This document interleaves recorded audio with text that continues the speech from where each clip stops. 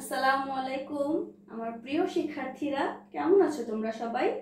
আশা করছি তোমরা সবাই নিশ্চয়ই ভালো আছো। আমিও আলহামদুলিল্লাহ তোমাদের দোয়ায় অনেক ভালো আছি। আজকে আমি অষ্টম শ্রেণীর ইংরেজি দ্বিতীয় পত্রের একটি টপিক নিয়ে আলোচনা করব তোমাদের সাথে। আর আমার আজকের টপিক হচ্ছে ন্যারেশন। আচ্ছা, তাহলে আসো আমরা শুরু করি। আমরা সাধারণত বইতে তোমরা সিলেবাসে তোমাদের প্যাসেজ ন্যারেশন থাকে, কিন্তু প্যাসেজ ন্যারেশন করতে হলে আমাদের প্রথমে যেটি করতে হবে সেটি হচ্ছে আমাদের ন্যারেশন সম্পর্কে বেসিক ধারণা থাকা লাগবে, বেসিক কিছু রুলস আমাদের জানতে হবে। এরপর আমরা সেন্টেন্স ন্যারেশন করব, তারপর তৃতীয় ধাপে পর্যায়ক্রমে আমরা প্যাসেজ ন্যারেশন করব। ঠিক আছে? আচ্ছা আসো, তাহলে আমরা জানি কি ন্যারেশন হচ্ছে দুই প্রকার। কি কি? ডাইরেক্ট ন্যারেশন আর ইনডাইরেক্ট ন্যারেশন। ন্যারেশন আমরা জানি যে কোনো বক্তার উক্তিকেই আমরা ন্যারেশন বলি। আর এই ডাইরেক্ট ন্যারেশনটা কি? বক্তার উক্তিকে যখন আমরা সরাসরি অবিকলভাবে উদ্ধৃত করি সেটা হচ্ছে ডাইরেক্ট ন্যারেশন। আর ইনডাইরেক্ট ন্যারেশন কি? ইনডাইরেক্ট ন্যারেশন হচ্ছে বর্ণনাকারী যখন বক্তার উক্তির মর্মার্থটাকে ঠিক রেখে নিজের মতো করে বর্ণনা করে, সেটাকে আমরা বলবো ইনডাইরেক্ট ন্যারেশন। আর ন্যারেশন করতে হলে আমাদের কিছু জিনিস, কিছু রুলস, আমাদের কিছু বিষয় সম্পর্কে আমাদেরকে জানা থাকা লাগবে। সেগুলো কি কি দেখো, এখানে আমি লিখে রেখেছি। রিপোর্টিং ভার্ব, আরভি মানে হচ্ছে রিপোর্টিং ভার্ব এবং আরএস মানে রিপোর্টেড স্পিচ। ন্যারেশনের দুটি পার্ট থাকে, দুটি অংশ থাকে। একটি হচ্ছে রিপোর্টিং ভার্ব এবং একটি হচ্ছে রিপোর্টেড স্পিচ। আমাদের এই দুটোকে সম্পূর্ণ ভালো মতো চিনতে হবে, আমাদেরকে জানতে হবে কোনটি রিপোর্টিং ভার্ব এবং কোনটি রিপোর্টেড স্পিচ। ঠিক আছে? এরপর আসো টেন্স পরিবর্তন। ন্যারেশন করতে হলে আমাদেরকে টেন্সের পরিবর্তনটা কিভাবে করতে হয় সেটাও জানতে হবে, আর সেজন্য আমাদের টেন্সের স্ট্রাকচারগুলো জানতে হবে। আর আমি আমার গত ক্লাসে দশম শ্রেণীর একটি ক্লাস করিয়েছিলাম, সেখানে আমি টেন্সের স্ট্রাকচার সম্পর্কে অনেক বিশদভাবে আলোচনা করেছি। তোমরা চাইলে আমার সেই ক্লাসটি দেখে নিতে পারো। এরপর দেখো সাবজেক্ট, অবজেক্ট এবং পজিটিভ সম্পর্কে কিন্তু আমাদের একটু ধারণা থাকা লাগবে। আর তারপর অ্যাডভার্বিয়াল ফ্রেজ সম্পর্কে একটু জানতে হবে। আর তারপর হচ্ছে পার্সন পরিবর্তন কিভাবে করব সেটাও আমরা জানবো। আর সবার শেষে 5 প্রকার যে আমাদের সেন্টেন্স আছে সেটার ধারণাটা অবশ্যই থাকতে হবে আমাদের, যদি আমরা ন্যারেশনে ভালো নাম্বার পেতে চাই বা ন্যারেশন ভালোভাবে আয়ত্ত করতে চাই। ঠিক আছে? তাহলে আসো আমরা শুরু করি। আমরা তো জেনে নিলাম যে ন্যারেশন কি, ন্যারেশন দুই প্রকার, সে দুই প্রকারটা কি, এবং আমাদের যদি ন্যারেশন করতে হয় তাহলে কোন কোন টপিকে আমাদের ভালো ধারণা থাকতে হবে। আমি একে একে প্রত্যেকটি বিষয় তোমাদের সাথে আজকে আলোচনা করব। প্রথমেই আসো রিপোর্টিং ভার্ব এবং রিপোর্টেড স্পিচ। দেখো এখানে আমি একটি সেন্টেন্স লিখেছি, he said to me you will do it for me. লক্ষ্য করো ন্যারেশনে সব সময় তোমরা খুব মনোযোগ দিয়ে প্রত্যেকটি পাংচুয়েশন মার্কস মানে হচ্ছে বিরাম চিহ্ন যেগুলো থাকে, দাড়ি, কমা, ফুল স্টপ আমরা বলি, সেই জিনিস চিহ্নগুলো অবশ্যই খুব মনোযোগ দিয়ে খেয়াল করবে। ন্যারেশন যখন আমরা ডাইরেক্ট থেকে ইনডাইরেক্ট করব সেখানে কিন্তু আমাদের এই চিহ্নের পরিবর্তন করতে হয় এবং চিহ্নগুলো উঠে গিয়ে এক চিহ্ন থেকে অন্য চিহ্ন বসে, এটা খেয়াল রাখবে তোমরা। এখানে দেখো হি সেড টু মি, সে আমাকে বলল। এখানে এই যে সেড টু, এটা আমাদের হচ্ছে এই সেন্টেন্সের রিপোর্টিং ভার্ব। আর ইনভার্টেড কমার ভিতরে দেখো আছে একটি sentence, you will do it for me, তুমি আমার জন্য এই কাজটি করবে। এই যে ইনভার্টেড কমার ভিতরের যে সেন্টেন্সটি, এটি হচ্ছে রিপোর্টেড স্পিচ। ওকে, তোমরা কি ক্লিয়ার?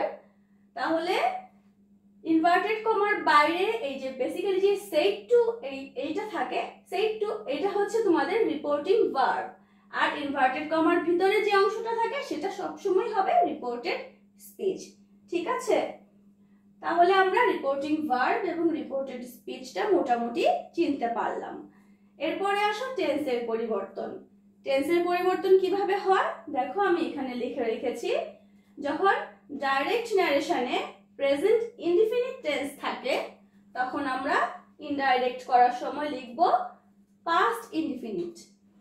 তারপর ডাইরেক্ট নারেশনে যখন প্রেজেন্ট কন্টিনিউয়াস টেন্স থাকবে তখন আমরা ইনডাইরেক্ট করতে গেলে সেটা হয়ে যাবে পাস্ট কন্টিনিউয়াস। ঠিক আছে, আমার সঙ্গে সঙ্গে তোমরা এটা অবশ্যই মুখস্থ করে ফেলবে। এই চারটা আমি যে তোমাদের টেবিলটি দিয়েছি এই টেবিলটি অবশ্যই তোমরা মুখস্থ করে ফেলবে। ঠিক আছে, এরপর দেখো প্রেজেন্ট পারফেক্ট টেন্সে যদি ডাইরেক্ট নারেশনে যদি প্রেজেন্ট পারফেক্ট টেন্স থাকে তাহলে ইনডাইরেক্ট করতে আমরা পাস্ট পারফেক্ট ব্যবহার করব। মানে প্রেজেন্ট ইনডিফিনিটের জন্য পাস্ট ইনডিফিনিট, প্রেজেন্ট কন্টিনিউয়াসের জন্য পাস্ট কন্টিনিউয়াস, প্রেজেন্ট পারফেক্টের জন্য পাস্ট পারফেক্ট। তেমন একটা কঠিন না, তাই না? এরপর দেখো প্রেজেন্ট পারফেক্ট কন্টিনিউয়াস যখন থাকবে ডাইরেক্ট নারেশনে, ইনডাইরেক্ট করতে গেলে আমরা পাস্ট পারফেক্ট কন্টিনিউয়াস বসাবো। একই জিনিস, শুধু প্রেজেন্টের জায়গায় পাস্ট হয়ে যাবে। একটু মনোযোগ দিয়ে খেয়াল করবে। ঠিক আছে, এরপর দেখো পাস্ট ইনডিফিনিট টেন্স যখন থাকবে তখন হয়ে যাবে ইনডাইরেক্ট করতে গেলে পাস্ট পারফেক্ট। আবার পাস্ট কন্টিনিউয়াস যখন থাকবে ডাইরেক্টে তখন ইনডাইরেক্ট করতে গেলে হয়ে যাবে পাস্ট পারফেক্ট কন্টিনিউয়াস। এরপর যখন ডাইরেক্টে আমাদের ক্যান থাকবে তখন ইনডাইরেক্ট করতে গেলে আমরা বসাবো কুড। যখন থাকবে মে তখন আমরা বসাবো মাইট। শ্যাল থাকলে শুড, উইল থাকলে ওড, মাস্ট থাকলে হ্যাড টু। তাহলে প্রেজেন্ট ইনডিফিনিটে পাস্ট ইনডিফিনিট, প্রেজেন্ট কন্টিনিউয়াস কে পাস্ট কন্টিনিউয়াস, প্রেজেন্ট পারফেক্ট কে past perfect, present perfect continuous কে past perfect continuous, present past indefinite কে পাস্ট পারফেক্ট, पास्ट कंटिन्यूअस के पास्ट परफेक्ट कंटिन्यूअस, कैन के could may might, shall should will would, must have to. একটু কি মুখস্থর মতো হয়েছে?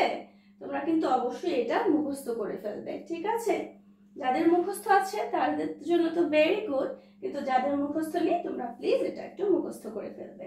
ঠিক আছে, এরপর আমরা তাহলে টেন্সের পরিবর্তনের আমাদের এই টেবিলটা আমরা একটু দেখে নিলাম। এরপর আসো সাবজেক্ট, অবজেক্ট এবং পজিটিভ সম্পর্কে আমাদের জানবো। এটাও আমরা একটি টেবিল আকারেই দেখব। ঠিক আছে, আসো দেখি তাহলে।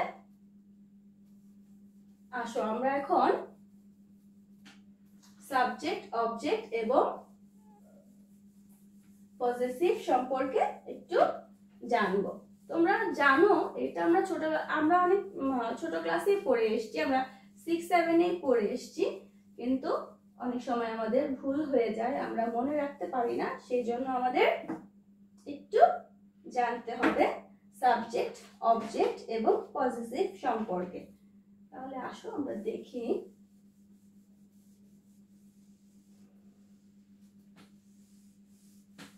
Subject, object, positive. Subject,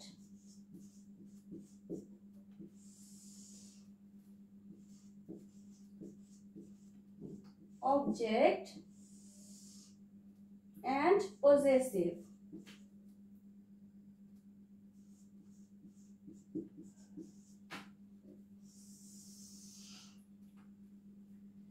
দেখো রিপোর্টেড স্পিচে যদি আমাদের সাবজেক্ট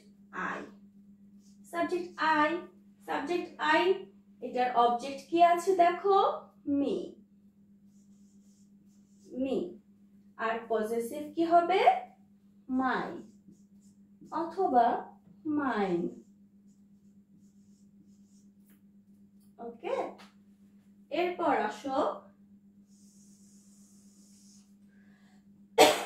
সরি ইউ যদি থাকে সাবজেক্ট, তাহলে অবজেক্ট কি ইউ, আর পজেসিভ কি হবে your অথবা yours, your অথবা yours।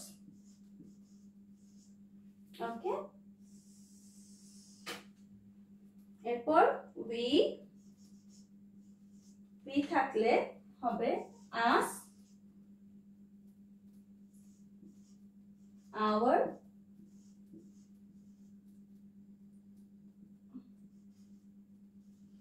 ours. ওকে,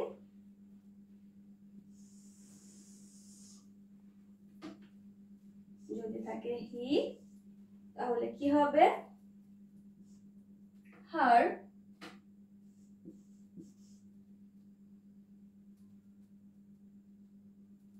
her.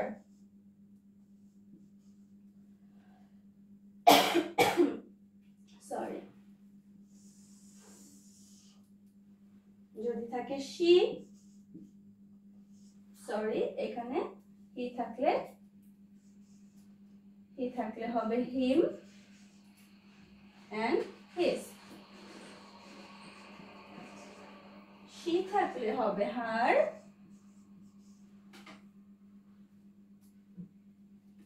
her. ওকে, যদি থাকে they থাকলে them, their, আর যদি থাকে it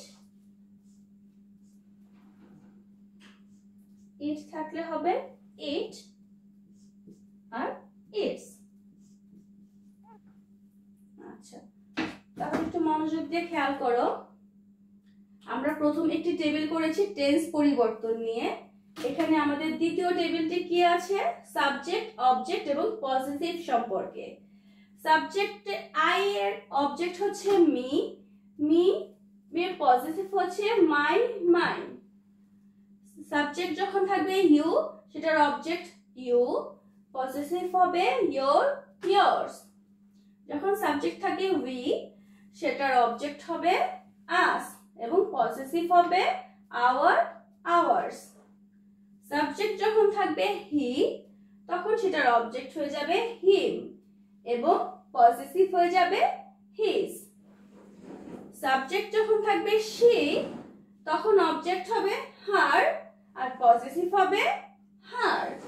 আর সাবজেক্ট যখন থাকবে দে, তখন অবজেক্ট হবে দেম আর পজিটিভ হবে দেয়ার। আর সাবজেক্ট যখন হবে ইট, তখন অবজেক্ট থাকবে ইট এবং পজিটিভও হয়ে যাবে ইটস। ওকে, তোমরা এই টেবিলটাও অবশ্যই মুখস্থ করে ফেলবে। সরি, আমি মুছে দিচ্ছি।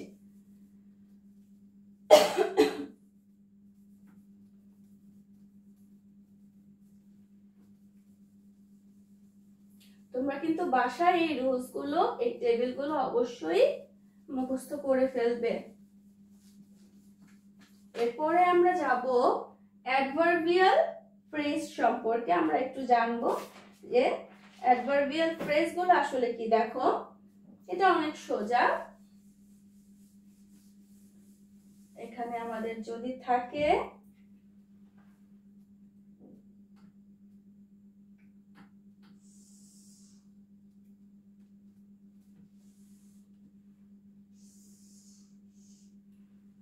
আমাদের যদি direct, indirect, আমাদের ডাইরেক্টে যদি থাকে হেয়ার, তাহলে ইনডাইরেক্টে হয়ে যাবে দেয়ার। ওকে, দেয়ার। আমাদের যদি ডাইরেক্টে থাকে দিস, ইনডাইরেক্টে হয়ে যাবে দ্যাট। যদি ডাইরেক্টে থাকে দিস, তাহলে ইনডাইরেক্টে হয়ে যাবে দোজ।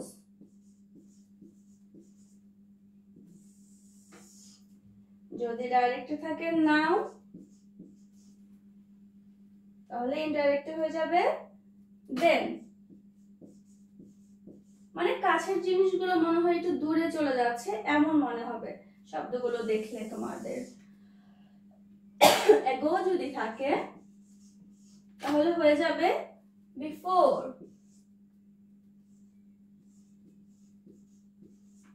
ওকে, come থাকলে go, come যদি থাকে তাহলে হয়ে যাবে go, das থাকলে so, যদি das থাকে তাহলে হয়ে যাবে so।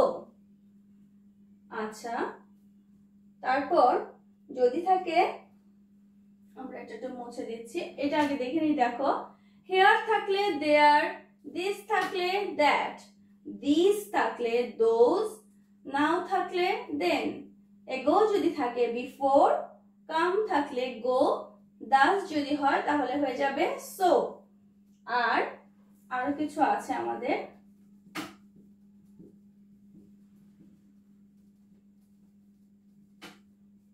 দেখাচ্ছি আমি।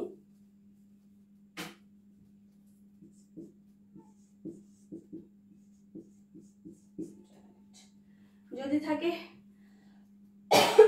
today তাহলে হয়ে যাবে that day, that day। যদি থাকে next তাহলে হয়ে যাবে the next week। যদি থাকে তাহলে হয়ে যাবে the following week, the following week। যদি থাকে tomorrow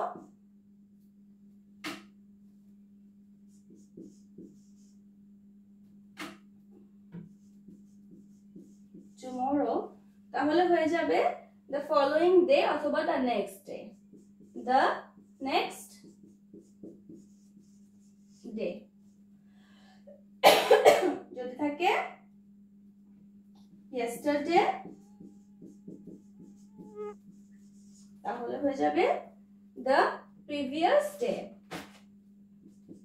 the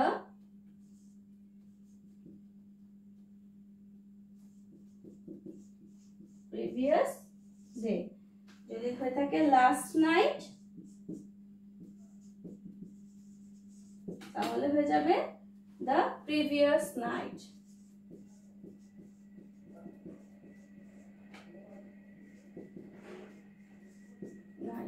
যদি থাকে last month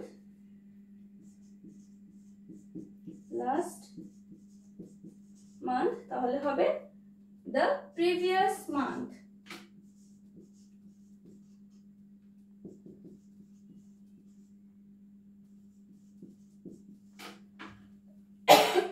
সরি, তাহলে today থাকলে that day, next week থাকলে the following week, tomorrow থাকলে the next day, yesterday থাকলে the previous day, last night থাকলে the previous night, last month থাকলে the previous month। ঠিক আছে, তাহলে এখানে আমি তোমাদের আরেকটি টেবিল দিলাম সাবজেক্ট, অবজেক্ট এবং পজিটিভ সম্পর্কে দিলাম, এবং এখন দিলাম হচ্ছে অ্যাডভার্বিয়াল ফ্রেজ সম্পর্কে একটি টেবিল। তাহলে আমি তোমাদেরকে আজকে মোট 3টি টেবিল দেখিয়েছি। ন্যারেশন করতে হলে 3টি টেবিলের মাধ্যমে আমি 3টি বেসিক রুলস দেখিয়েছি।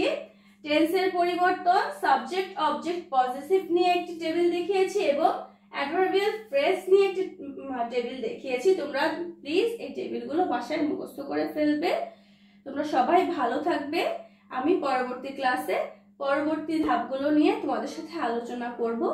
তোমাদের সবাইকে ধন্যবাদ। আসসালামু আলাইকুম।